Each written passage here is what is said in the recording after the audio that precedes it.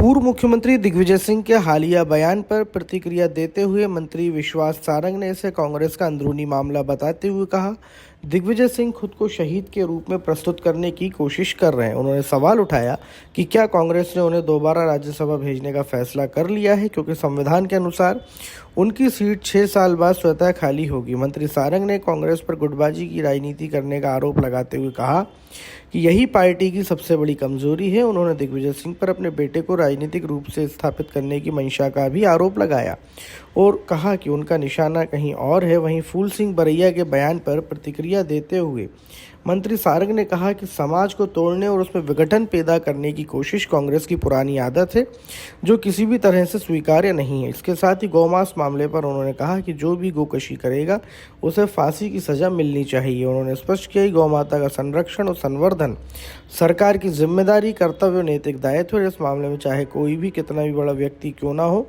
दोषियों को किसी भी हाल में बख्शा नहीं जाएगा।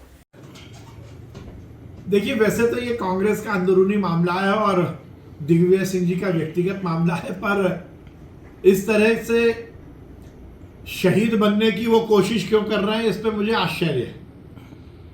पहले तो वो ये बताएं, क्या कांग्रेस आला कमान ने उन्हें फिर से राज्यसभा में भेजने का निर्णय ले लिया? जो ये बोल रहे हैं कि मैं राज्यसभा की सीट छोड़ रहा हूं।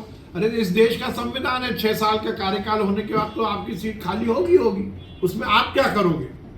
और उसके बाद इस तरह से जाति, इसको भेजो उसको नहीं भेजो, ये मेरा ये तेरा, ये जो कांग्रेस में गुटबाजी की राजनीति चल रही है, यही तो कांग्रेस की सबसे बड़ी दिक्कत है। और दिग्विजय सिंह जी की नजर कहीं और है, बयान कुछ है, तीर कहीं है, निशाना कहीं है। अपने बेटे को एस्टेब्लिश करने के लिए उनकी हम उम्र कोई नेता राज्यसभा में ना पहुंच जाए, ये उसकी कवायद है। हम भी खेलेंगे, नहीं तो खेल बिगाड़ेंगे। खेल बिगाड़ने की कवायद दिग्विजय सिंह जी इसीलिए कर रहे हैं कि मेरे बेटे की कंपटीशन में कोई ना आए। वैसे ये उनका व्यक्तिगत मामला है, मैं बहुत ज्यादा लंबी बात नहीं करूंगा, पर यह बात सही है कि यदि आप, राहुल गांधी भी नाराज थे, ऐसी खबरें अब ये तो मुझे नहीं मालूम। मुझे लगता है कि राष्ट्रीय स्वयंसेवक संघ इस देश का वो राजनीतिक दल है, राजनीतिक संगठन है, जिसने इस देश का निर्माण किया है। इस देश के नवनिर्माण के लिए लगा हुआ संगठन है। उसके बारे में तो मुझे लगता है सभी लोग अच्छा ही बोलेंगे। हर समय समाज को तोड़ने की कोशिश की है, समाज में विघटन पैदा करना, फूट डालो और राज करो की नीति पर चलना, ये कांग्रेस की पुरानी आदत है। मुझे लगता है इस तरह की बातें करके हिंदू समाज को तोड़ना कहीं से भी उचित नहीं है। किसी भी हद तक किसी के भी द्वारा कहीं भी बर्दाश्त नहीं की जाएगी। मैंने तो पहले भी कहा था कि जो गोकशी कर रहा है उसको फांसी की सजा मिलनी चाहिए।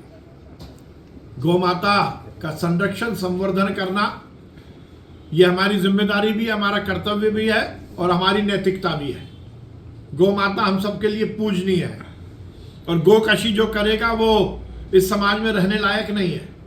मैंने पहले भी कहा था कि जो दोषी हैं उनको फांसी की सजा मिलनी चाहिए, चाहे वो अधिकारी हो चाहे व्यापारी हो, कोई भी कितना भी बड़ा व्यक्ति हो, उसको बख्शा नहीं जाना चाहिए, ना जाएगा।